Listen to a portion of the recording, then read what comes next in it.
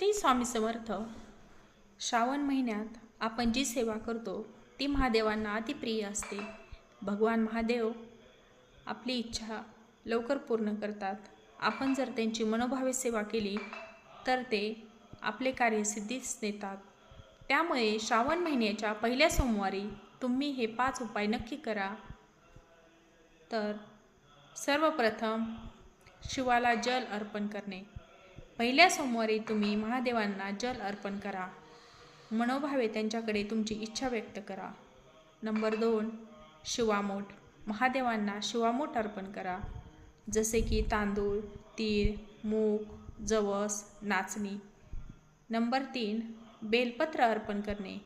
महादेवांना बिल्वपत्र अतिप्रिय आहे. त्यामुळे महादेवांना 5, 11, 21, 51 किंवा 108 तुमच्या इच्छेप्रमाणे तुम्ही त्यांना एकसुद्धा बेलपत्र वाहू शकता व तुमच्या मनातील इच्छा व्यक्त करू शकता. नंबर 4, मंत्रजप. महादेवांचा मंत्रजप करा.